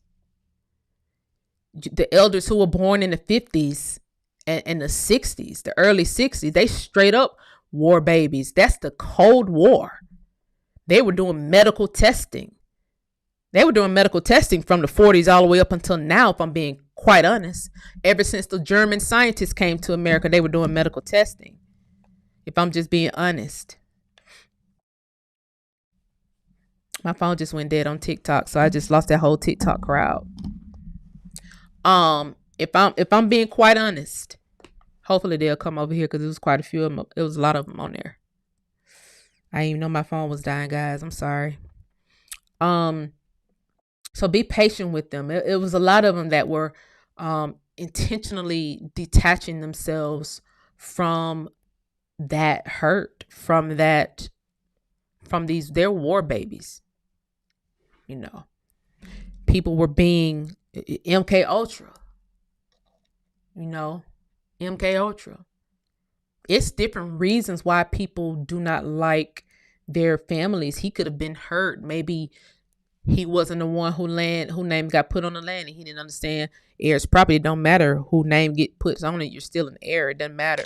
It was a lot of family disputes, a lot of fighting back in the day, you know, about land. A lot of fights over land. A lot of families broke up, fought tooth and nail over land and whose name is getting put on the land. You know, for a long time they didn't want to put any women's name on the land, which, you know, they didn't want to put women name on the land because, hey, you finna go get married, and now you finna marry a husband, and then the husband gonna take all that heirs property and wrangle it right on from you. You know, that was a big thing. You know, when you go back and listen to the stories of the elders, when you can go back and read the files and see, if you can come down here to the South and ask some of these elders about what happened in their family surrounding the heirs property. My family was fighting over land. You got two whole different sectors of my family for the longest. Didn't even understand why everybody wasn't talking to each other. But we did know the story. But we had no reason not to talk about each other. That happened four generations before. This is a situation that happened in the 1800s over land that gets kept our two totally different sides of the family. We didn't hate each other. We didn't dislike each other, but we knew two brothers was fighting. And all the descendants of these two brothers just did not talk to each other. 2 different family reunions, same family. Crazy. And my family is very mild. We don't fist fight. People don't drink. None of that. Very, very mild, classy people. You know, very much shocked to see me all like cussing and fussing. Very much. Pray for me though. You know. But yeah, very, very good family. Upstanding family. You know, people who are military vets and stuff. But just, you know, a fight happened back in the day. You know, so you just never know what the family was going through. You know. So that's that. Let me put the link in here. I hope that you all understood what I was saying. I hope that you all would share this. I hope that you all will share this. Copy the link, text it to someone, you know, and even if, you know, we got some mixed people, mulattoes. This does not exclude mulattoes. You're in here. You're American if you mix with us. But it's us and everybody. It's us and everybody up under us. It's not Africa and then we're up under the Africans. No. It's us and then everybody that's up under us. That's just what it is. You know.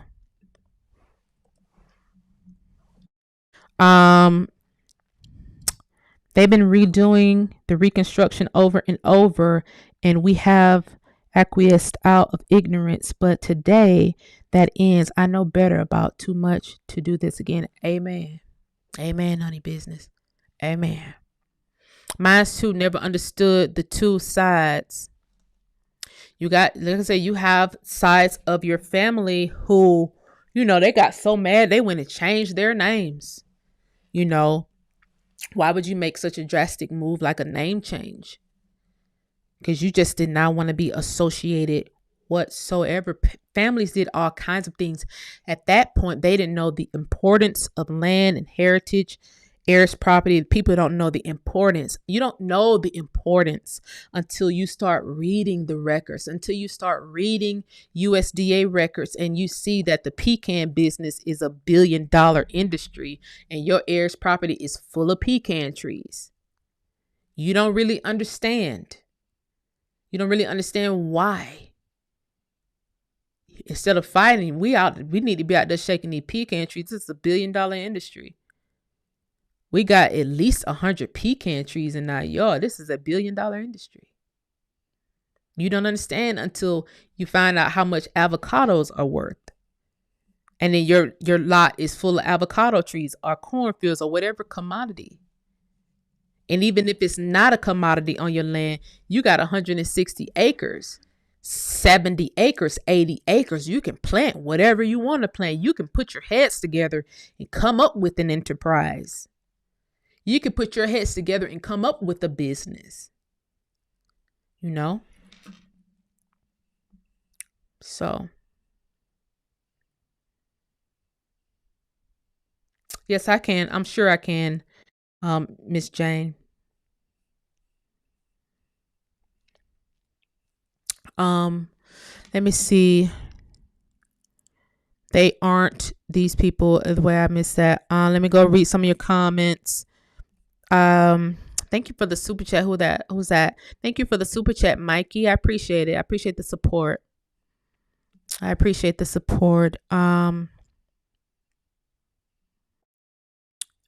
Yeah, we are. Somebody said the witch trials. Yeah, who they thought that was? Africans. Those was random Negro women getting lynched just for nothing, just for nothing. And I think it was probably some white women mixed in there too. I don't, let history tell it. But a lot of those tribes ran and hid in the Appalachian Mountains, not to be heard from or seen again. The Appalachian mountain range, it's very easy to hide in that mountain range. So a lot of tribes, when these people were coming over, these animalistic people, clear people were coming over from the caves, or even if they were coming from Britain, which they said was civilized.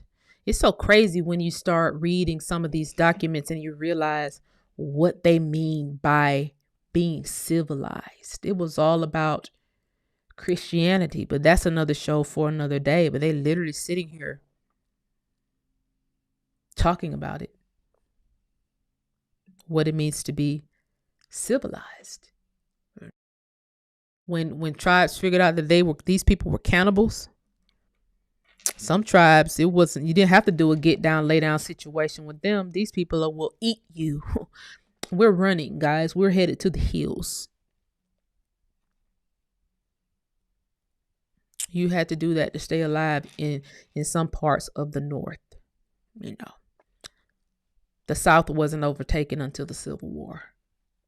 And you can argue with your mama about that.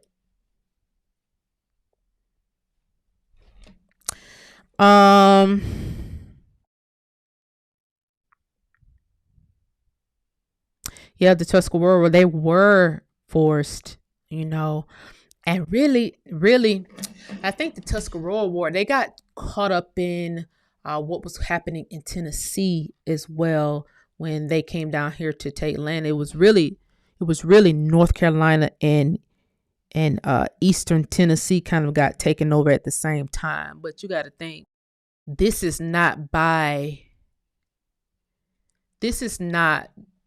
them giving up or losing the fight.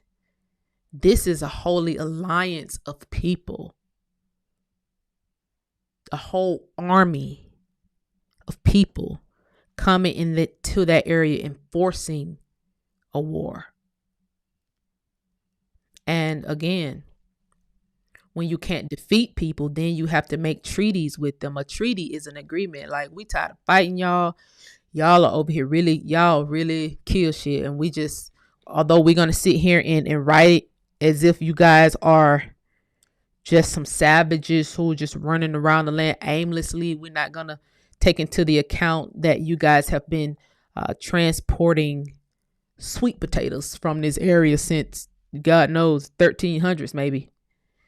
We wouldn't have no sweet potatoes if it wasn't for the Tuscarora. So we're gonna write it up as if you guys were some savage beasts and we had to go to war with you, but we know we could not win the war. So there's the treaty. That's us waving the white flag. Okay. We want to be here with you guys. We'll allow you the patent whatever land you want to patent. That's fine. We'll take, whatever, guys. Just please allow us to be here.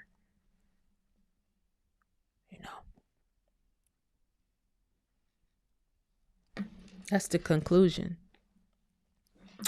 You talking about some really tough people. Tough people who they made a box called slavery and put everybody in a slavery box. As you move tribes off their land, you can turn them slaves then.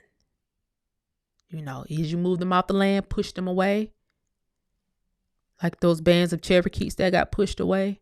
The Tuscarora and the Chickamaugas, they kind of got pushed at the same time. That's, like I said, that's East Tennessee in North Carolina, and parts of South Carolina. But, they got into that war at the same time. Those wars were kind of simultaneously happening. Wars happening all over America, all over this place,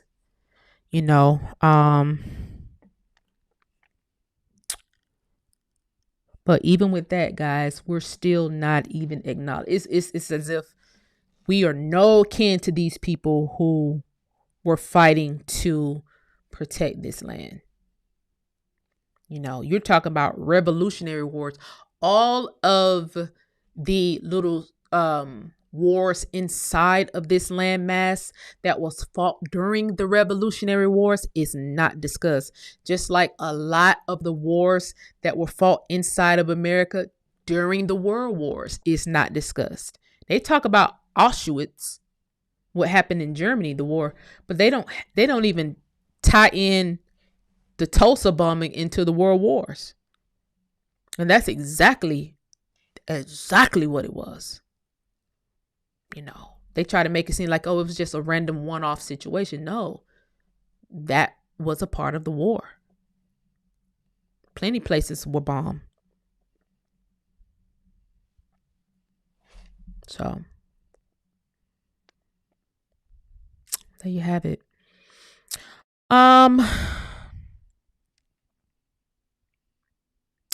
let's see. Anything else? The pecan trees in Savannah caught some type of disease, and many did not survive. They got blighted. See, it was a part of South Georgia though that they couldn't blight. They wasn't able to take South Georgia until COVID. That's why I was on here screaming and yelling. You know, those were the people that they call, you know, wild animals. That's on the Georgia Assembly website. The Georgia General Assembly website has a document that called people in Southwest Georgia wild animals, and then they named Cheahaw Park the wild animal park. But Albany has more pecan trees than anywhere in the world. It's still a pecan empire down there today. We're just not running it. You know, when you look at the budget in Albany, one of my friends put up Albany's budget. Their city budget is more than most cities here in Metro Atlanta. Their city budget in Albany is more than Decatur, Georgia. And it's that big. It's a pecan empire that's running down there that the city is making a lot of money off of quietly. And instead of putting the money back in the city, they just pocketing it. But they got to tell the people something. So they're going to release the budget for the city. You know, they're just not going to say where that money's coming from. How you getting, you know, somebody lining y'all pockets for that pecan industry down there. So, you know, Albany city budget is bigger than in Stockbridge, Georgia. And Stockbridge is probably 3 times bigger and faster than Albany. But Stockbridge does not have a pecan industry. Now, it has a commodity industry because they rented granite down there in Stockbridge. So they got the granite industry from that big old mound down there on the rock quarry area. So, but anyway, thank you for the super chat. Who that was? Rodney. I appreciate it. I didn't mean to come on here and yell. I'm sorry. I'm so sorry. I y'all know how I get sometimes. I apologize. You say you're in rare form tonight, sis. I love it. Keep it coming. I got you. I'll resend it. It's probably on one of my computers. I'll resend it. Thank you, Miss Denise, for the super chat. I appreciate it. I appreciate all the support, guys. Thank you for the super chats. I cannot read the cash apps because my phone's dead. Unless I can see them on this phone. I don't think I can get it from this phone. But I appreciate everybody for supporting the content and supporting the petition. I will be reaching out to an attorney to show them petition, and we're going to try to draft a lawsuit, to see if we can move the goalpost on this, in order to stop all this banter online about who's who and what is what. It's not fair to us. It's not fair to us. Lastly, I will say, there was a young black girl on TikTok. And again, when we get this change, I don't, if people call themselves black, it don't matter. It's about what you put on the record. It ain't about the nicknames that you call yourself. FBA and all that's a nickname. All that is nicknames. You call yourself black, Negro, whatever you want to call yourself, all that shit is nicknames. It's not on the official record where somebody else can come over here and click and be the same thing you are. Anyway, there's this girl on TikTok. She's working on her doctorate. And she came and exposed the fact that there is a course that studies strong black women. A course. And in this course, there are all these factors that they're studying as it relates to strong Black women. Now, mind you, that was a trope that we didn't give ourselves. That was something that someone put on us. That was something that someone paid certain influencers to repeat and cosplay, as if we wanted to go through life by ourselves, or as if we were the ones who said, we don't need no man, and da da da da da. That was something that was paid for by. I know that for a fact. I was running a whole social club during the era when they started spinning that narrative. Of course, they spinned it a little bit before, but you couldn't take hold with that group of women because they was all good and married. But you could take hold with us, the new generation, who aren't so married, who, they did a whole nother war on the men, were pushing foreigners in front of them as if someone is better than the other, as if us as women, Negro colored women, aren't as good for the Black man as this Latino is, or as this Filipino or Asian woman is. But there's a course that studies us, guys. And in this course, it explains the trials we go through and how we come out of it. But the ultimate thing about this course is it notates that being a strong Black woman is what kills them in the end, because they develop heart issues from being strong and taking on the world by themselves.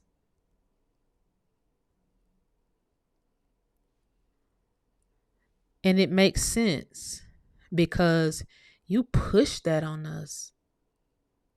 You push that label as an act of war on a group of women because men, the typical nature of a man, does not like mouthy women. So the ones who were pushed to the front of the line as the leader of all. The ones who were out of shape and not physically fit and not as beautiful were pushed to the front of the line as the leaders of all. Not the ones, the good girls like me. Those of us who come from 2-parent households.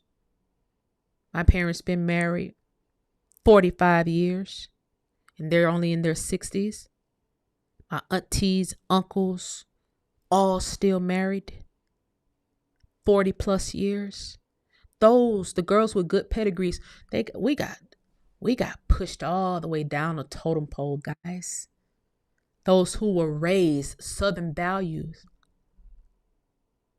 We know how to take care of a household. We know how to make a house a home. We know how to take care of men. We've been doing this for a long time. We saw the examples, guys, but we were pushed to the bottom.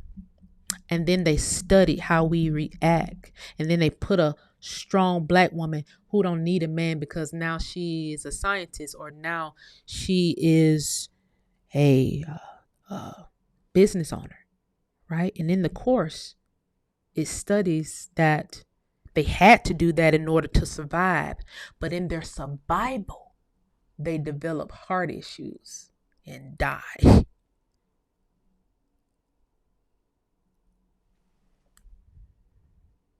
And that means that was an act of war in itself. Something so minute that we'd never know would be big someday until somebody actually is working on that level in the education field and decide to take the course. Say, whoa. So I wonder how long did it take them to study us to create that curriculum? I wonder, are they studying Black men to see how they react to being pushed off in courtrooms by foreign women and having their assets taken.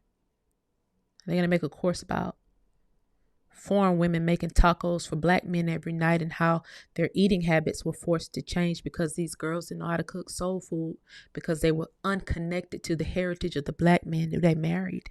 Are they going to make a course saying that the black men didn't know they had heirs property, but they'd already married the Latino woman?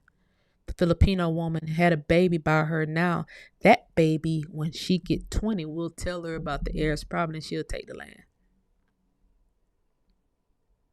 While the black women over in the corner who we put out marketing, we put the marketing out that they didn't need anybody.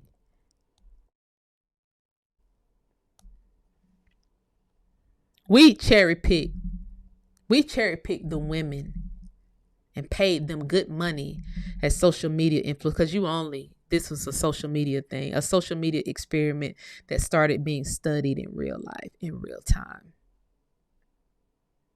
And it's sad. Put us in a course, pitted us against each other in real time. Attempted, because some of us didn't fall for the okie doke, attempted to pit black men, so-called Negro men and Negro women against each other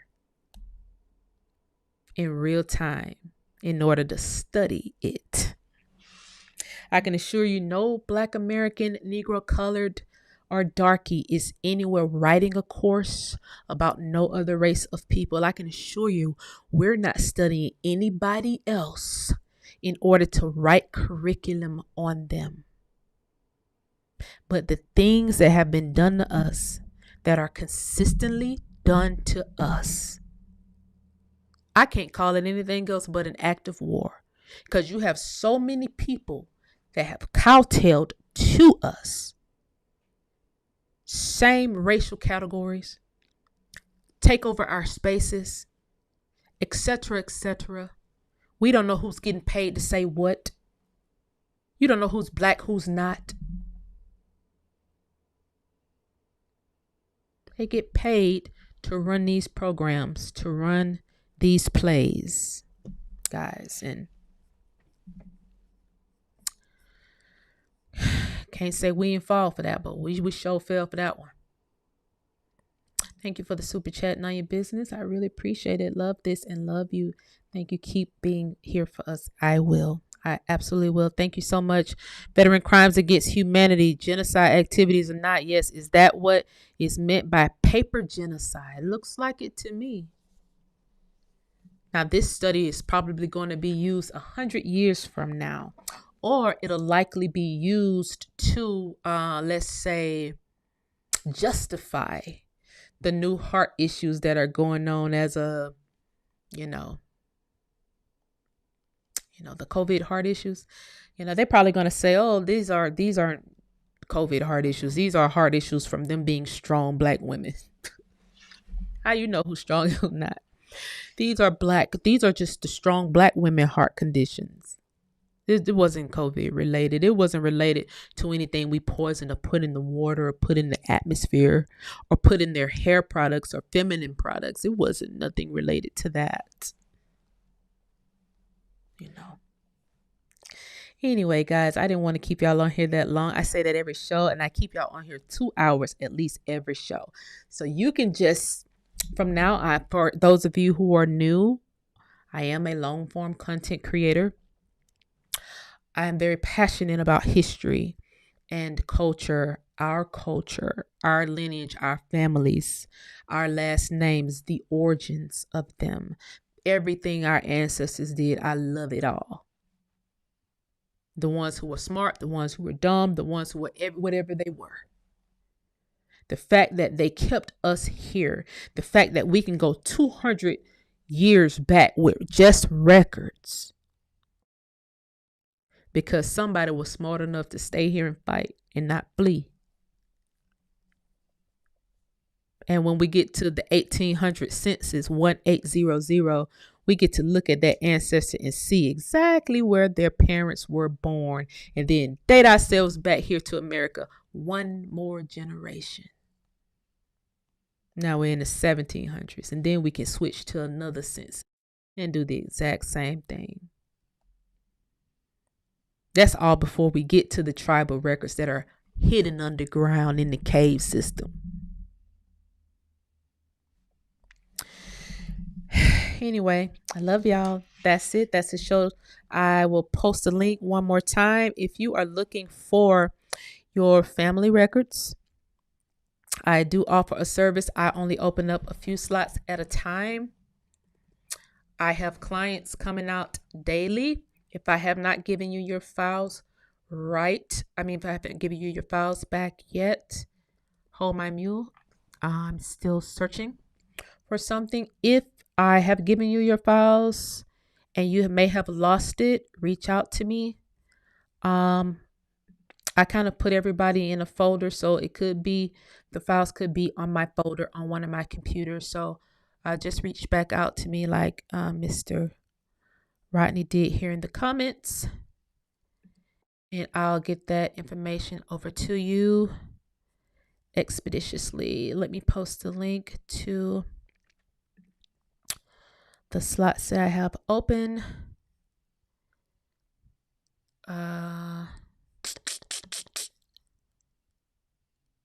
This is if you've heard a rumor, guys, that you had land in your family. Allow me to search the records. If you have had a rumor, heard a rumor, family reunion, we got land in the family, can't find it, we don't know where it's at. That's where I come in at. Okay. You can go to an attorney to get the same thing done. They charge what's called a discovery fee. It's about $10,000 or more for them to pull the same records, look in the same systems, go to the same whatever. It takes a lot of time to research it, but for some reason attorneys charge an exuberant amount of money in order to do it. Yeah, so that's the link. I love you guys. I will see you guys on tomorrow maybe, because there are some topics that I wanted to cover that was not related to this, that we didn't really get to talk about. So I may come on here tomorrow and cover those topics. Okay. I just wanted to make this its own separate event. All right. I love you guys. Talk to y'all tomorrow. Bye.